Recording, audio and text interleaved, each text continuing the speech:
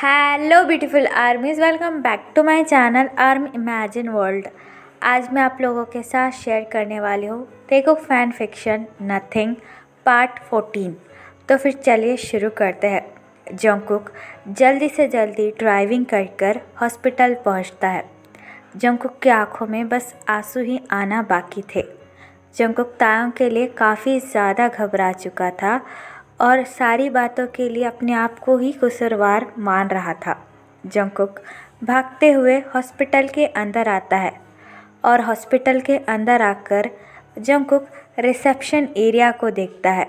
Jungkook hospital के reception area के पास आकर रिसेप्शनिस्ट से बड़े ही वरीली कहता है, जियोन तायोंग, क्या आपके हॉस्पिटल में ऐसा कोई पेशेंट है? दरअसल वो मेरा हस्बैंड है जो कि प्रेग्नेंट था। आप बता सकते हैं वो इस वक्त कहाँ है? रिसेप्शनिस्ट जंगकुक को देखकर बड़े ही पोलाइटली जंगकुक से कहती है, यस सर, मैं अभी चेक कर बताती हूँ। ये कहकर रिसेप्शनिस्ट तायोंग का नाम सर्च करने लगती है। जंगकुक बड़ी ही वरीली रिसेप्शनिस्ट से कहता है, प्लीज़ जल्दी कीजिए, वो प्रेग्नेंट था, पता नहीं इस वक्त उसकी क्या हालत होगी। रिसेप्शनिस्ट जंगकुक की तरफ देखकर कहती है, यस जियोन तायोंग, वो दरअसल रूम नंबर 48 में है जो कि लेफ़्ट साइड में है और शायद अभी तक तो उनकी डिलीवरी हो चुकी होगी। रिसेप्शनिस्ट की ये बात सुनकर जंगकुक काफ़ी ज़्यादा शॉक हो जाता है और उनसे कहता है, क्या? रिसेप्शनिस्ट अपना हेड नोट करती है और जंगकुक से कहती है, हाँ, क्योंकि उन्हें 2 घंटे पहले ही हॉस्पिटल ले आया गया था और शायद अभी तक तो उनकी डिलीवरी हो जानी चाहिए। आप उनसे जाकर मिल सकते हैं, उनका रूम दरअसल लेफ़्ट साइड में है। रिसेप्शनिस्ट की ये बात सुनकर जंगकुक भागते हुए तांग के रूम की तरफ जाने लगता है। जंगकुक को वहाँ पर जिन और मिसेस यॉन दिखते हैं। उन दोनों को देखकर जंगकुक की जान में जान आती है। जंगकुक जिन के पास आकर बड़ी ही वरीली कहता है, सर, तायंग कैसा है? और बेबी को कुछ हुआ तो नहीं? वो दोनों ठीक तो है ना? जिन जंगकुक को देखकर अपनी चेयर पर से उठता है और जंगकुक को एक ज़ोर से स्लैप मारकर कहता है, ओ, तो तुम्हें टाइम मिल ही गया मेरे बेटे को देखने का। हाँ, तुम इतनी देर से कहाँ थे जंगकुक? हम सारे लोग तुम्हें कॉल कर परेशान हो गए थे। अच्छा हुआ कि जिमिन एंड टाइम पर तायंग को यहाँ पर लेकर आ गया, वरना पता नहीं क्या होता मेरे तायंग के साथ और तुम्हारे बेबी के साथ। क्या तुम्हें इस बात का ज़रा सा भी रियलाइजेशन है मिस्टर जॉन? जंगकुक जिनकी ऐसी बातें सुनकर जंगकुक को और भी ज़्यादा गिल्टी होता है और जंगकुक बस नीचे की तरफ ही देखने लगता है। जिनका ऐसा बिहेवियर देखकर मिसेस यॉन जिनके पास आती है और अपना एक हाथ जिनके शोल्डर पर रखकर कहती है, जिन, शांत हो जाओ, ये सही टाइम नहीं है जंगकुक से ऐसी बातें करने का, और ये हॉस्पिटल है तो तुम इतने ज़ोर से चिल्लाकर किसी से बात नहीं कर सकते। जिन मिसेस यॉन की तरफ देखकर कहता है, तो तुम ही अपने बेटे को समझाओ, उसे क्या लगता है कि वो इतनी रात को अकेला तायंग को उतने बड़े घर में छोड़कर चला गया? उसे पता भी है अगर जिमिन सही टाइम पे नहीं आता तो तायंग और उसके बेबी का क्या हाल होता। अगर बेबी या फिर तायंग को कुछ हो जाता तो हम क्या करते? आयु, तुम ही बोलो। जिनकी ऐसी बातें सुनकर जंगकुक की आंखों में आंसू आ जाते हैं। मिसेस यॉन एक डीप ब्रेथ लेती है और जिन से कहती है, देखो जिन, अभी तो कुछ नहीं हुआ है ना, और ऐसी बातें मत करो जब सब कुछ ठीक है। तायंग भी ठीक है और बेबी भी, और ज़रूर जंगकुक को कोई ज़रूरी काम आ गया होगा तभी वो तायंग को अकेला छोड़कर चला गया होगा। मुझे पता है मेरा बेटा कभी भी कोई भी गलत फैसला नहीं ले सकता। मिसेस यॉन की ये बात सुनकर जिन डीप ब्रेथ लेता है और उनसे कहता है, देखो आयु, तुम भी अच्छी तरीके से जानती थी अगर जिमिन को तायंग को यहाँ पर लाने में थोड़ी सी भी देर हो जाती तो क्या हो जाता, ये तुम भी अच्छी तरीके से जानती हो। फिर भी तुम अपने बेटे से कुछ क्यों नहीं कह रही हो? मिसेस किम जंगकुक की तरफ देखकर जिन से कहती है, मैं उससे कहूँगी, लेकिन ये सही टाइम नहीं है जंगकुक से ऐसी बातें करने का या फिर लड़ाई करने का। ये हॉस्पिटल है और तायंग की तबीयत भी अभी थोड़ी सी ठीक हुई है। क्या तुम फिर से लड़ाई कर कर उसको और भी ज़्यादा कमज़ोर बनाना चाहते हो? बोलो जिन। मिसेस जियोन की ये बात सुनकर जिन अपना हेड नोट करता है और उनसे कहता है, ठीक है, मैं कुछ भी नहीं बोलूँगा, लेकिन तुम अपने बेटे को समझा देना। अगर फिर से ऐसा कुछ हुआ तो मैं बर्दाश्त नहीं करूँगा। जिन की ये बात सुनकर मिसेस जियोन अपना हेड नोट करती है और जिन से कहती है, ठीक है, मैं जंगकुक को ये बात समझा दूँगी। अब तुम शांत हो जाओ और जाकर बैठ जाओ। फिर मिसेस जॉन जंगकुक के पास आती है। मिसेस जॉन को देखकर जंगकुक बड़े ही वरीली उनसे कहता है, अम्मा, ते कहाँ है? क्या वो ठीक है? और बेबी?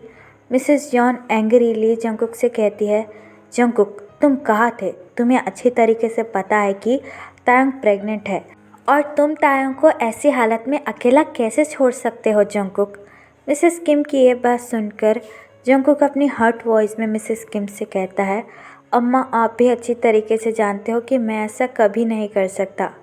दरअसल कंपनी में एक वर्कर को चोट लग गई थी, इसलिए मुझे कंपनी में जाना पड़ा। लेकिन मुझे नहीं पता था कि मैं अगर तायंग को छोड़कर कंपनी में चला जाऊंगा तो तायंग को लेबर पेन होगा। अगर मुझे ये बात पता होती तो मैं तायंग को कभी भी अकेला छोड़कर नहीं जाता। मिसेस जियोन एक डीप ब्रेथ लेती है और जंगकुक से कहती है, ठीक है, कोई बात नहीं, लेकिन आइंदा से ऐसा मत करना। जाओ तायंग से मिल लो और अपने बेबी से भी। मिसेस जियोन की यह बात सुनकर जंगकुक मिसेस जियोन की तरफ देखकर कहता है, क्या बेबी?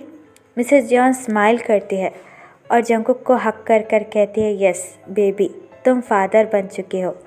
तायंग को एक बहुत क्यूट सा बेटा हुआ है जो बिल्कुल तुम्हारी तरह दिखता है। जंगकुक भी मिसेस जियोन को टाइटली हक कर लेता है और बेबी की बात सुनकर जंगकुक के आंखों में आंसू आ जाते हैं।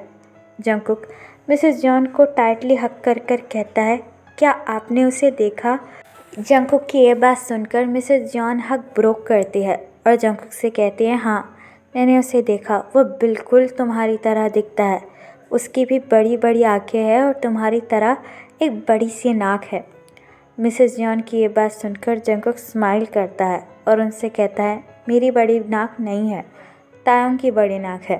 मिसेस जियोन स्माइल करती है और जंगकुक से कहती है, हाँ बाबा, ठीक है, तुम उसे देखकर ही डिसाइड कर लेना कि वो किसकी तरह दिखता है। अब जाओ उससे मिल लो। तायंग भी होश में आ चुका है और वो भी बिल्कुल ठीक है। मिसेस जियोन की ये बात सुनकर जंगकुक अपना हेड नोट करता है और जिन की तरफ देखने लगता है, जो कि अभी भी गुस्सा था। मिसेस जियोन जंगकुक की तरफ देखकर कहती है, डोंट वरी, मैं उसे समझा दूंगी। तुम्हें अभी सिर्फ तायंग और अपने बेबी पर ही ध्यान देना चाहिए। जाओ, शायद तायंग भी तुम्हारा वेट कर रहा होगा। मिसेस जियोन की ये बात सुनकर जंगकुक अपना हेड नोट करता है और तायंग के रूम के अंदर आ जाता है। तायंग के रूम में ऑलरेडी जिमिन था, जिसने तायंग के बेबी को अपनी गोद में लिया हुआ था। जिमिन तायंग की तरफ देखते हुए कहता है, ते, ये तो बिल्कुल तुम्हारी तरह दिखता है। देखो, इसकी स्माइल बिल्कुल तुम्हारी तरह है। तायंग वीक था, लेकिन अपने बेबी को सही सलामत देखकर तायंग भी स्माइल करता है और जिमिन से कहता है, क्या उसने तुम्हें देखकर स्माइल भी कर ली? हाँ, उसने अभी तक मुझे देखकर स्माइल नहीं की और तुम्हें देखकर कर ली। जिमिन हंसते हुए तायंग से कहता है, हाँ, क्योंकि मैं हूँ ही इतना क्यूट, कोई भी मुझे देखकर स्माइल कर ले। ये बात कहकर वो दोनों ही हंसने लगते हैं। तभी जंगकुक रूम में आता है और तायंग को हंसता हुआ देखकर जंगकुक की जान में जान आ जाती है। जंगकुक तायंग के पास आता है और उससे कहता है, ती, क्या तुम ठीक हो? जंगकुक को देखकर तायंग की स्माइल ड्रॉप हो जाती है। फिर जंगकुक अपने बेबी को देखने लगता है, जो कि जिमिन के हाथों में था। फिर से जिमिन को वहाँ देखकर जंगकुक को काफ़ी ज़्यादा गुस्सा आ जाता है। जंगकुक जिमिन के पास आकर कहता है, क्या ये बेबी मेरा है? इस वक्त जंगकुक काफ़ी ज़्यादा इमोशनल हो गया था। जिमिन स्माइल करता है और जंगकुक से कहता है, हाँ जंगकुक, ये तुम्हारा बेबी है, लो, इसे होल्ड करना चाहोगे? जंगकुक अपना हेड नोट करता है और अपनी हाथों को आगे कर अपने बेबी को अपने बाहों में लेने ही वाला था कि तभी तायोंग जिमिन से कहता है, जिमिना बेबी को मुझे दो और तुम यहाँ से अब जा सकते हो। तायोंग की ये बात सुनकर जिमिन और जंगकुक दोनों ही तायोंग की तरफ देखने लगते हैं। जिमिन तायोंग से कहता है, हाँ मैं इसे जंगकुक को दे दूँगा, वो बेबी को देख भी लेगा। जिमिन की ये बात सुनकर जंगकुक अपना हेड नोट करता है और वो बेबी को फिर से लेने ही वाला था कि तभी तायोंग जिमिन से कहता है, नहीं पहले बेबी को मुझे दो, मुझे ऐसा लगता है कि वो हंग्री है तो मैं उसे फीड कराना चाहूँगा। तायोंग की ये बात सुनकर जिमिन जंगकुक की तरफ देखने लगता है और अपना हेड नोट कर बेबी को बड़े ही केयरफुली तायोंग के पास दे देता है और तायोंग से कहता है, अपना ख्याल रखना, मैं बाहर ही हूँ, अगर तुम्हें किसी भी चीज़ की ज़रूरत हो तो मुझे बता देना। ये कहने के बाद जिमिन तायोंग के रूम से चला जाता है। तायोंग के जाने के बाद जंगकुक तायोंग के पास आता है और उससे कहता है, ती तुम ठीक तो हो ना? माफ़ करना, मुझे दरअसल ऑफिस में कुछ काम आ गया था इसलिए मुझे जाना पड़ा, लेकिन सच में अगर मुझे पता होता तो मैं कभी भी तुम्हें अकेला छोड़कर नहीं जाता। तुम्हें मेरी वजह से फिर से तकलीफ़ हुई, उसके लिए मुझे माफ़ कर दो। ये कहने के बाद जंगकुक बेबी के फेस को देखने लगता है। तायोंग जंगकुक के कोई भी बात का आंसर नहीं दे रहा था। जंगकुक तायोंग के पास आकर अपनी बाहें फैलाता है और तायोंग से कहता है, ती क्या मैं हमारे बेबी को देख सकता हूँ प्लीज़?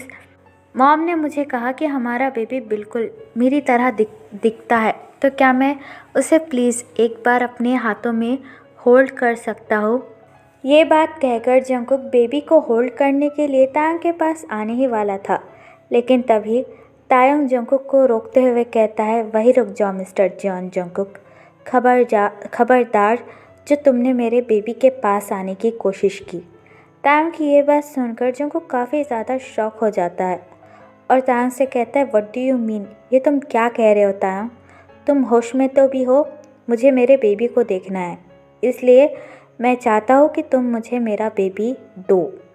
जंगकुक की ये बात सुनकर तायोंग अपनी एंग्री ट्यून में कहता है, ये तुम्हारा बेबी नहीं है, ये बस तुम्हारे लिए एक विश थी जो आज पूरी हो चुकी है।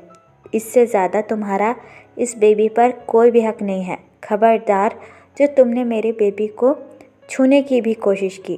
तायोंग की ये बात सुनकर जंगकुक के पैरों के नीचे से मानो ज़मीन ही खिसक जाती है और जंगकुक तायोंग के पास आकर कहता है, तेई क्या तुम पागल हो चुके हो? ये मेरा भी बेबी है। मैं मानता हूँ कि मैंने तुमसे वो सारी बातें कही, लेकिन इसका मतलब ये नहीं कि मैं अपने बेबी से ही प्यार नहीं करता। मुझे अपने बेबी को देखना है, प्लीज़ मुझे एक बार अपने बेबी को देखने दो। लेकिन तायोंग बेबी का फेस अपने चेस्ट पर हाइड कर कहता है, कभी नहीं, मैं तुम्हें अपना बेबी कभी नहीं दूंगा और ना ही उसे देखने दूंगा। तुम अब यहाँ से जा सकते हो और बहाने बनाने की कोई ज़रूरत नहीं है। मुझे पता है कि तुम कहाँ थे, ज़रूर तुम्हारी गर्लफ्रेंड का फ़ोन आया होगा। तायोंग की ये बात सुनकर जंगकुक और भी ज़्यादा परेशान हो जाता है और अपना एक हाथ अपना हेड पर रखकर कहता है, ओह माय गॉड, फिर से लिसा। मैं तुमसे चाहे कितनी भी बार कह लूँ कि मेरा और लिसा का रिलेशनशिप ख़त्म हो चुका है, अब हम दोनों के बीच में कुछ भी नहीं है, लेकिन तुम कभी भी ये बात बोलना नहीं छोड़ोगे, क्यों? तायोंग जंगकुक से कहता है, हाँ क्योंकि मुझे अच्छी तरीके से पता है कि तुम अपनी गर्लफ्रेंड के साथ थे, उसके साथ सोने में बिजी थे और मुझे और मेरे बेबी से तुम्हें क्या लेना देना, इसलिए तुम उतनी रात को हमें अकेला छोड़कर चले गए थे। जंगकुक तायोंग की ये बात सुनकर और भी ज़्यादा परेशान हो जाता है और उसे समझाते हुए कहता है, तेई ऐसी कोई बात नहीं है, दरअसल ऑफिस में एक वर्कर को चोट लग गई थी, इसलिए मुझे उतनी रात को जाना पड़ा, वरना मैं तुम्हें छोड़कर कहीं नहीं जाता, बिलीव मी। जंगकुक की ये बात सुनकर तायोंग चकल करता है और जंगकुक से कहता है, ओह रियली, इतने रात को कंपनी में? हाँ, ऐसी बातें ना किसी और को बोलना, तुम्हारी मॉम को बोलकर तुम पागल उन्हें बना सकते हो, लेकिन मुझे नहीं। मुझे अच्छी तरीके से पता है कि तुम कहाँ थे और किसके साथ थे। तायोंग की ऐसी बातें सुनकर जंगकुक और भी ज़्यादा शॉक और परेशान हो जाता है। उसे समझ में नहीं आ रहा था कि वो तांग को कैसे यकीन दिलाए कि वो लिसा के साथ नहीं था। तो फिर चलिए गाइस, इस पार्ट को मैं यहाँ ख़त्म करती हूँ। आपको ये पार्ट कैसा लगा प्लीज़ मुझे कमेंट पे बताना, और प्लीज़ चैनल को भी सब्सक्राइब कर देना। और जो भी मेरे साथ ऑनलाइन बिजनेस या फिर अफिलिएट मार्केटिंग करने में इंटरेस्टेड है, वो मुझे मेरे कमेंट बॉक्स या फिर मेरी इंस्टाग्राम आईडी जो कि है टेकू लव स्टोरी, वहाँ पर बता सकते हैं। इस ऑनलाइन बिजनेस में आपको कोर्स सेल करने होते हैं, जैसे कि इलाइट कोर्स, सिल्वर कोर्स और गोल्ड कोर्स, और इसके बदले आपको कमीशन मिलता है। तो फिर अगर आपको इंटरेस्ट है तो आप मुझे बता सकते हो। तो फिर चले गाइस, बाय, अल्लाह, टेक केयर, एपर पर लियो।